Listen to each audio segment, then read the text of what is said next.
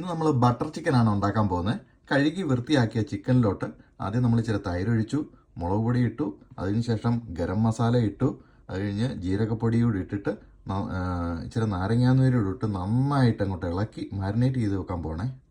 അപ്പോൾ നമ്മൾ ഇടയ്ക്ക് ജിഞ്ചർ ഗാർലിക് പേസ്റ്റ് ചേർക്കാൻ മറന്നുപോയി. അതുകൂടെ ചേർത്തിട്ട് ആവശ്യത്തിന് ഉപ്പും ചേർത്ത് ഒരു അരമണിക്കൂറിന് മാരിനേറ്റ് ചെയ്ത് വെക്കുവാണേ. അപ്പം ബട്ടറിനകത്ത് വേണം നമ്മൾ ചിക്കൻ വറക്കുന്നതിന് വേണ്ടി, അതിനുവേണ്ടി വറക്കാൻ വെക്കുകയാണ്. അപ്പോൾ തിരിച്ചും മറിച്ചും ഒക്കെ ഇട്ട് നമ്മൾ കൊടുക്കണം.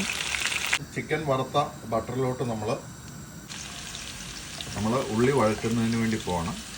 അതിനകത്തോട്ട് നമ്മൾ ഇത്തിരി ജിഞ്ചർ ഗാർലിക് പേസ്റ്റും രണ്ട് തക്കാളിക്കായും കൂടി ഇട്ട് കൂട്ടത്തിൽ വഴറ്റുകയാണ്. ഇതിനകത്ത് നമ്മൾ കുറച്ച് കാഷ്യൂനട്ട് കൂടെ ആഡ് ചെയ്യുന്നുണ്ട്.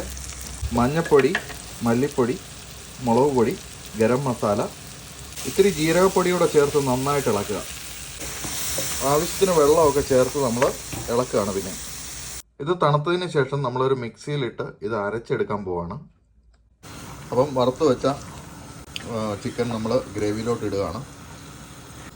അപ്പം ഇതിനകത്തോട്ട് നമ്മൾ ഇച്ചിരി ഫ്രഷ് ക്രീം നമ്മൾ ആഡ് ചെയ്യുകയാണ്. അതിനുശേഷം നമ്മൾ കസൂരി മേത്തി കുറച്ച് നമ്മൾ മണ്ടയ്ക്കൂടെ ആഡ് ചെയ്യുകയാണ്. ഇത് നമുക്ക് ടേസ്റ്റ് ചെയ്ത് നോക്കാം.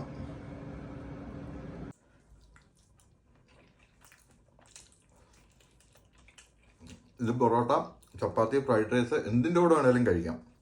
അടിപൊളി.